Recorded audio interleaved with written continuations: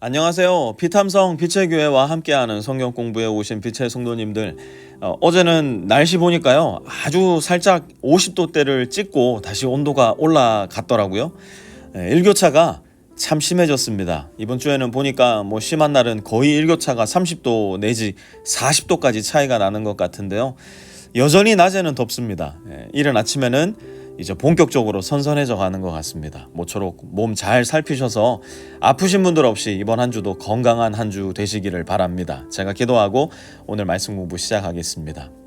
하나님 아버지, 갈라디아서를 계속 공부하면서 복음의 깊은 바닷속을 거닐게 하시니 감사를 드립니다. 이 말씀 속에 우리가 완전히 잠기어서 복음의 참 맛을 알게 하여 주시고, 복음이 우리에게 주는 진정한 자유, 곧 사랑하며 살아갈 수 있는, 우리를 참으로 사람답게 하는 바로 그 자유를 누리며 살아가는 우리 모든 빛의 성도들이 되게 하여 주십시오. 예수님의 이름으로 기도합니다. 아멘. 오늘은 갈라디아서 1장 13절에서 14절 두 절의 말씀을 기도하는 마음으로 찬찬히 기록해 봤으면 좋겠는데요. 13절과 14절 두 절 말씀, 우리 함께 천천히 기도하는 마음을 가지고 필사해 보도록 하겠습니다.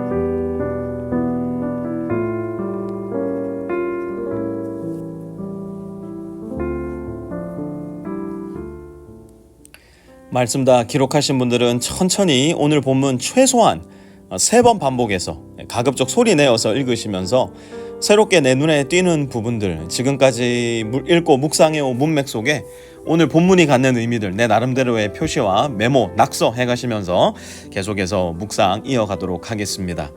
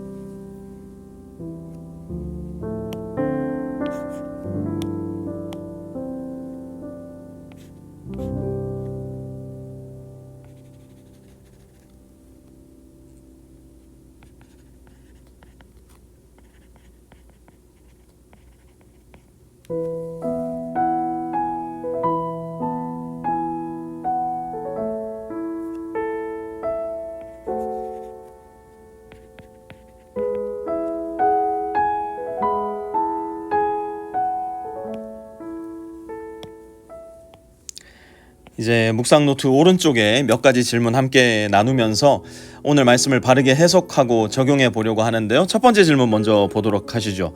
바울은 왜 하나님의 교회를 몹시 박해하고 없애버리려고 했던 것일까요? 13절에 보면 바울은 하나님의 교회를 몹시 박해하였고 또 아주 없애버리려고 했다. 자기 자신의 과거를 돌아보는데요. 도대체 그 이유가 무엇이었을까 한번 생각해 봤으면 좋겠습니다. 이 부분 한번 저랑 같이 생각해 보면 좋을 것 같은데요. 바울은 사실 교회를 박해하고 없애버리려고 한 것, 이것을 무엇이라고 생각했냐면 하나님의 뜻이라고 생각을 했었어요.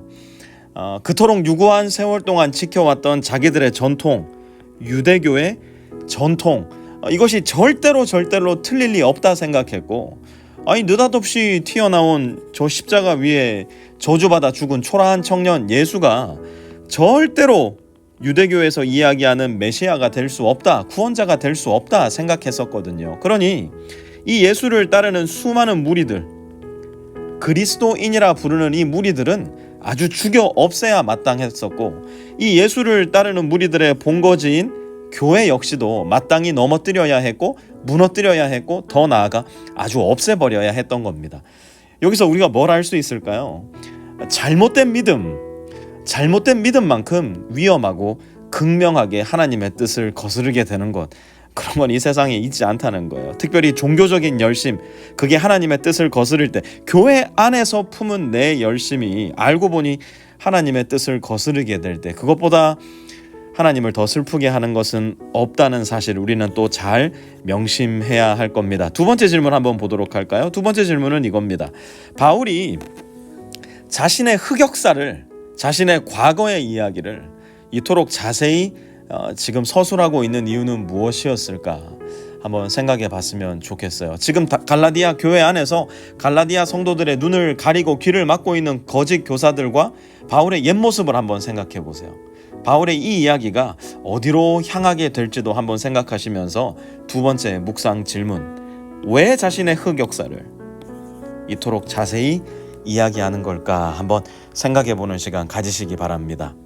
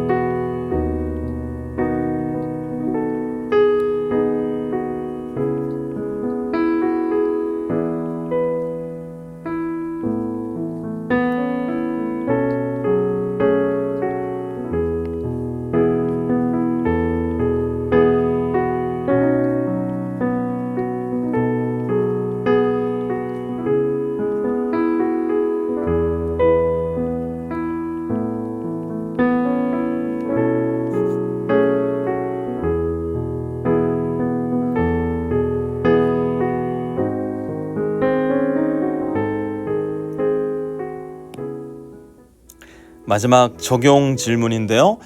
우리 교회 안에도 혹 이런 모습이 있지는 않을까요? 이런 모습이 어떤 건데요? 복음을 오해한 거예요. 하나님의 말씀을 착각한 거예요. 우리는 이게 진짜 하나님의 뜻이라 믿으면서 이런저런 일들을 하고 있는데 정작 하나님의 뜻과는 전혀 맞지 않는 어리석고 이기적이고 예수님의 몸을 오히려 상하게 하는 종교적 순종의 모습이 우리 교회에는 있지 않을까 한번 생각해 보시기 바랍니다. 잠시 시간 드릴 테니까요. 한번 생각해 보시기 바라요.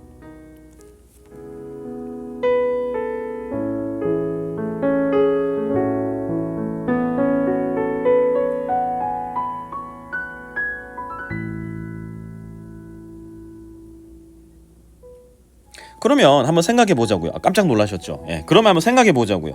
내가 하나님의 뜻을 오해하고 있는 것은 아닐까? 하나님의 뜻을 착각하고 있는 것은 아닐까? 이걸 도대체 무슨 수로 우리는 분별할 수 있는 걸까요? 제가 굉장히 쉬운 분별법을 좀 알려드릴게요. 교회 안에서는 뭐 거의 틀림없이 이걸로 분별이 되지 않을까 생각을 해봅니다. 무슨 일을 하든지, 교회 안에서 어떤 봉사를 하든지 어떤 사역을 하든지 그 일을 하고 있는 내 마음속에 누군가를 향한 미움이 있다면, 거기에 누군가를 향한 시기 혹은 질투가 있다면, 거기에 내 자신을 증명해 보고 싶은, 인정받고 싶은 이기적이고 탐욕적인 동기가 숨어 있다면, 지금 여러분 하나님의 뜻을 오해하거나 착각하고 있을 가능성이 굉장히 많을 거예요. 그러니 특별히 교회 봉사하는 과정 속에서 내 마음 가운데 이런 생각이 든다면 여러분 차라리 그거 하지 마세요. 안 해도 괜찮아요. 하지만 반대로 누군가를 더 잘 섬기고 싶고, 누군가를 더 세워주고 싶고, 내가 가진 능력이 이것밖에 없는데 이것도 주님의 몸된 교회에 조금이라도 유익이 된다면 주님 이것도 사용해 주세요. 그 겸손하고도 숭고한 동기가 있다면 여러분 그게 무엇이든지 간에 하셔야 돼요. 여러분이 그거 안 하시면 우리 교회 안 세워집니다. 튼튼해지지를 않아요. 왜냐하면 여러분이 바로 아름다운 퍼즐 조각의 한 피스기 때문에 그래요. 무엇보다 여러분 이거 꼭 기억하세요. 성도로서 하나님을 향한 최고의 섬김이 뭔지 아세요? 하나님께 할 수 있는 최고의 섬김의 마음, 최고의 섬김의 사역, 최고의 섬김의 봉사, 그것은 말씀을 날마다 더 가까이 하고 말씀 안에 더 깊이, 더 자주, 더 오랫동안 머물러 있는 거예요. 그 말씀을 더 자주 내 배우자, 내 가족, 내 친구, 내 직장 동료들에게 나누는 거예요. 그렇게 말씀이 나를 자라게 하는 것, 그렇게 말씀 때문에 내가 예수님을 더 닮아가는 것, 그것이야말로 하나님을 향한 최고의 사랑 표현이요, 이웃을 향한 사랑의 발현이 될 겁니다. 그러니 이 말씀 날마다 가까이 하시면서 주님 앞으로 더 가까이 나아가시고, 이 말씀에 빗대어 나의 인생을 내 이웃을 향해 사랑의 도구로 내어놓는 우리 모든 빛의 성도님들 되시기를 주님의 이름으로 부탁드립니다. 하나님, 말씀 안에 거함으로 말씀이 우리 안에서도 이루어지게 하여 주십시오. 내 뜻대로 행하다가 주 뜻을 깔아뭉개는 어리석은 사람들이 되지 말게 하시고, 주님 뜻대로 행함으로 하나님의 나라가 내 삶에도 충만히 임하는 복된 인생 되게 하여 주십시오. 예수님의 이름으로 기도합니다. 아멘.